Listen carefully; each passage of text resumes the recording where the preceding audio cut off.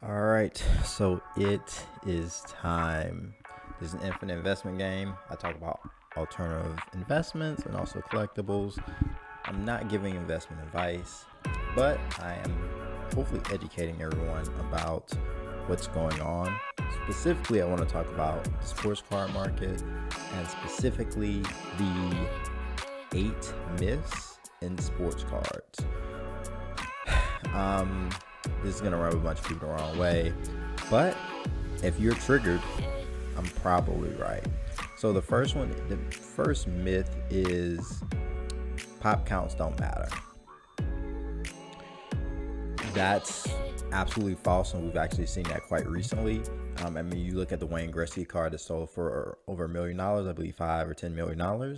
I believe that one that sold was a pop two versus, let's say, 1986 Fleer Michael Jordan PSA 10. Um, that card, there's about 318 PSA 10s, only six higher as six BGS, 10, BGS 10s. And the Michael Jordan card is selling for around 170K to 200,000, 250, 300,000, while the Wayne Gretzky is selling for a million. Michael Jordan is more popular.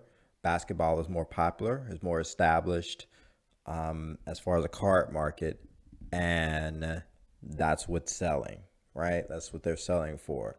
Pop counts matter. The reason why pop counts matter is because if you have 2,000 LeBron James base cards, and then you got a bunch of all these other cards. And it's not just like pop count of like graded cards, it's like total amount of cards produced, especially rookie year. I mean, all cards produced in that player's playing lifetime and after does matter, but this is a factor as well. And also, it matters because of popularity. If certain cards are super popular, then I mean, you're gonna have high demand, right? Not always the case because Neymar Jr. is very popular around the world. Most people know who he is, but he's more popular than most celebrities, most athletes. But his cards aren't that much compared to a lot of other players. Um, but the demand, you could have high demand, and that still helps with low pop counts because stuff is going to go up more if you have 10 cars that exist versus 2,000.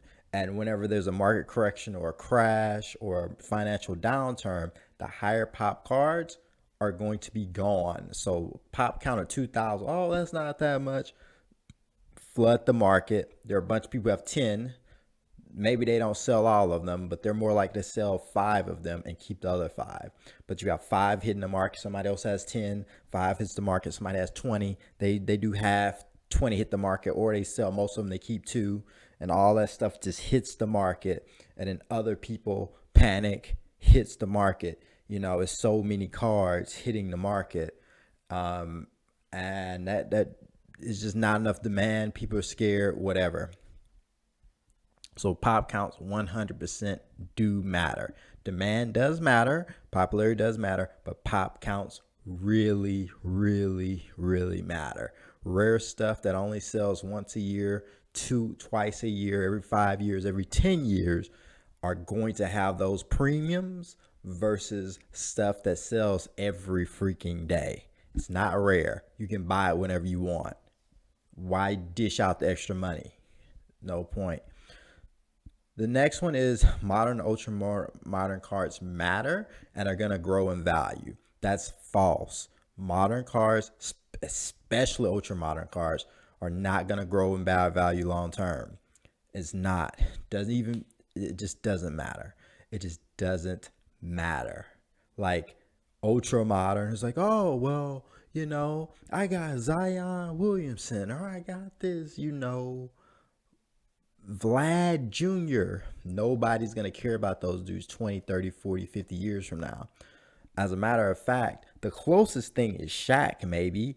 And maybe there's a rare card that comes from it, like a very rare set, particularly, that may be valuable. But outside of that, everything else will not be valuable. It won't be worth an investment. There will be better places to put your money. even modern cards, even LeBron James base card, there are so many other better ways to put your money. Oh, I'm keeping LeBron James PSA 8 base. Do you mind? There's so many cards that are like higher grade, maybe the PSA 10, but everything else is a complete waste of money. Complete waste of money, right? If you're trying to buy I mean, you have to look at all the refractors that people are buying. The finest sets. I think LeBron is probably low pop, so he may be okay with the popularity and everything. Most of these other people, if you're trying to buy Carmelo, Chris Bosh, no one cares about them. People are barely going to care about Dwayne Wade. Most people don't even care about Dwayne Wade. Most people don't really care about Chris Paul. Most people are not going to care about Chris Paul. Despite his popularity, despite how good he is, most people aren't going to care about Chris Paul. It's the same thing for football. People are buying all these football cards. Justin Herbert. Most people aren't going to care about Justin Herbert unless he starts winning Super Bowls and MVPs. You got Josh Allen, Baker Mayfield. People don't care about Baker Mayfield or Dak Prescott anymore, right? Like, bruh, like Matthew Stafford just won the Super Bowl and people don't care about him long term. People don't even care about Drew Brees, and he is probably top 10 ever play, probably Ben Roethlisberger as well. People don't care about them, right? Like these, and there's like the pop counter is not super high, but like these modern guys, people don't care, right? Like you have to be top 5 ever in basketball, top 10, top 15 ever for people to actually care about you. If you're not that, your cars aren't going to be worth anything. It is not. Same for baseball. There's too much vintage stuff that people are trying to buy. Same for hockey. Um, Connor McDavid. I have to check the power counts. I mean, people would rather buy Sidney Crosby, Alex Ovechkin than buy somebody else. This whole F1 nonsense. Lewis Hamilton will be fine, but all these other people, no one cares about them. It's the same with, and it also has to be the pop counts for Lewis Hamilton, right? His first stuff is going to be the valuable stuff. Everything else won't be. It's the same with all these sports. It's not valuable. It's not. So just people just don't really understand. Same with soccer. People are buying all these American players. Bruh, Christian Pulisic, if he's the best American ever, and they're gonna be guys who are gonna come past him that are even gonna be even more popular and even better. So Christian Pulisic is a flip. Same thing. Neymar Jr. People aren't gonna care about him. It's gonna be probably Cristiano Ronaldo and Lionel Messi. That's it. And maybe for the next generation, Mbappe. Maybe Erling Haaland. Maybe. But it's not going to be more than 2 people, right? And it has to be close where they're going back and forth winning all these championships or, you know, similar trajectory and accolades in a sense. And you can debate Lionel Messi and Cristiano Ronaldo, but you can't really debate other people against them. It's not even close. And I don't care about how many foreign people coming in. It's just modern cars, ultra modern doesn't matter. It's vintage stuff. I would say 1980 and below. That's the stuff that people need to be buying. Baseball a little bit different. It's probably 1960s and below. But basketball, by 1986 Fleer, after that, everything else doesn't matter. Like, I don't even care about Scottie Pippen. It's a waste. It's a waste. Nobody's buying Scottie Pippen. No one cares about him. Nobody cares about Reggie Miller. No one cares about John Stockton. Those cars people aren't buying. Like there's a few like LeBron, Steph Curry, and Kevin Durant. That's it. That's it. Dwayne Wade, if you're stretching it, right? Maybe Giannis. That's it out of there, right? Luka has to do so much to actually be worth it. You're really gambling. I know the accolades. I know basketball. I don't know if he's going to be James Harden or the next coming of LeBron James. I don't know. Really, I don't know. I wouldn't say LeBron, maybe Larry Bird. I don't know. He's going to be somewhere in between that. Maybe closer to James Harden, maybe closer to Larry Bird. We'll see. The next one. There are no valuable cards after 2018. This is mostly for basketball, but this is for most of the other sports. F1 is a little different, but there's no valuable car, especially for basketball, like after 2018. Any of this other crap that you're buying, John Morant, Zion, they're worthless. They're worthless. Tyrese Halliburton, I think he's going to be a beast. Worthless. All those cars worthless. Unless you're buying that super high end stuff, it doesn't matter. Those cars don't matter at all. Baseball, probably after 2019. Those dudes don't matter. If they're a rookie after that, and to be honest with you, um, I would even say before that, I would say 2015 or 16. Just because 2018 is enough time where people can open up hobby boxes and send stuff in for grading, and it's looked at as an investment again. Same with football. Like pop counts by 2018 are just through the roof, just through the roof. So I don't know after 2018 soccer, like pop counts for cars is through the roof. Like it doesn't make any sense. Nobody's gonna, even more people coming in, nobody's gonna want this stuff. Like unless you want to wait 50 years for it to actually gain value when you could have put money in other stuff. Next, second year cards, championship year cards,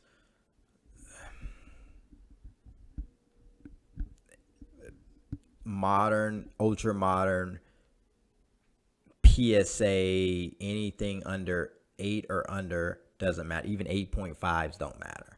It's a waste of money. Like unless it's a RPA out of 10 or 101, is worthless. It's absolutely worthless.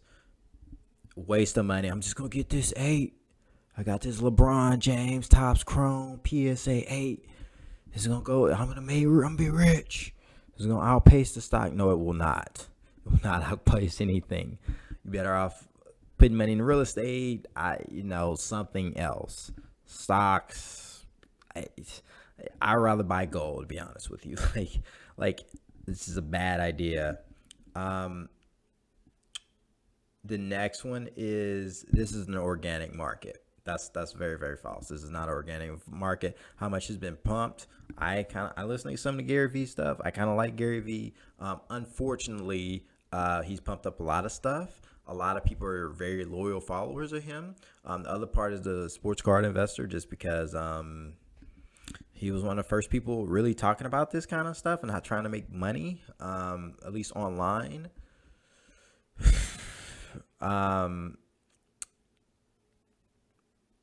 The big thing is like auction houses. They're the issue. Well, I wouldn't say they're the issue, but like they're pumping this stuff up. Social media is pumping this up. You have these Discord servers.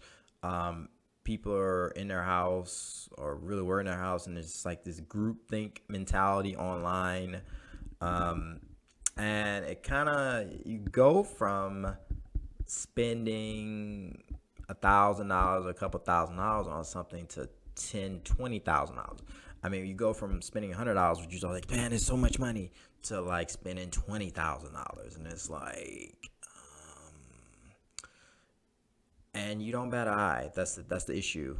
And you kind of think the market is like organic when you have people who are pumping and dumping. You have people who are trimming, falsifying pop reports, not giving out pop reports, or changing how they grade, grading some stuff easier, grading some stuff harder, people getting preferential treatment, like all this other stuff, where it's really, even very wealthy people, even not that much stuff, let's say on a marketplace, they can go up, buy up a bunch of the stuff, inflate the market, make people think like, oh, well, this stuff is super valuable. And people are willing to pay, 10 times the amount for it. So if something comes up and somebody buys it for a cheaper price, it's going to be great. They're going to manipulate the market, and things are going to work out. You have consignments, influencers, and grading companies want this to be as high sales as possible, all time highs as possible. And they are really tricking a lot of people on the bottom, or really the bottom 90% of people, to invest in this stuff, and it's not worth investing. It's not worth putting money in, and it's very few things. And slowly but surely, a few of them are gonna kind of slowly kind of let you know it's like, oh, that's not the best investment, and they're leading you as you're some kind of sheep, and you're just gonna lose money more and more throughout the way. And maybe they're figuring this stuff out too, the same way you are, but you need to figure it out faster than them. Like, they better be talking about this stuff before you do. Well, you need to be talking about stuff before they do. Big difference. The other thing is, anyone will make money in the market. No, only 3% of people are really going to make money in the market any semi long term. Everything's going up, everybody's going to make money, or most people are going to make money. Stuff starts to go down, only 3% will, because they're going to be able to buy this stuff that is rare, expensive, and it's going to be hard to get your hands on, hard to find. It's been valued that for a very, very, very long time at the very least, and probably valued as more.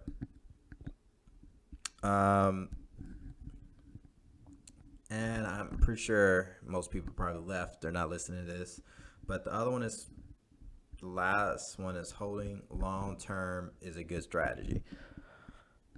Holding sports cards long term, especially modern, ultra modern stuff, that's probably the worst strategy, period. If you want to hold stuff long term, let's say basketball after 1986 Fleer, you shouldn't be touching anything else. For football, unless it's BGS 10, like Joe Montana, Dan Marino, Steve Young, people like that, it's 1980, really before 1980. Any of the other stuff is not worth holding long term. Baseball, 60s or below long term. You know, I would also say for UFC and all this other stuff, it's still too early. Tennis is still too early. These markets, soccer is just forming. It's super, super new. So, outside of holding Pele and maybe Maradona, most of these guys you shouldn't be holding long term. There's been a vintage soccer market. It's very small, but that's the kind of stuff you should be holding long term. And then also something else controversial. A lot of these influencers that you listen to, most people don't listen to me, but most of these people you listen to, their incentive is to get you to buy sports cars and buy stuff because they're holding stuff, and it's almost like a pyramid scheme. And unfortunately, it's going to cause you to lose money because you have to get ahead of everyone else. Like, everybody's listening to the same people, and you need to get ahead of that. So that's the big issue.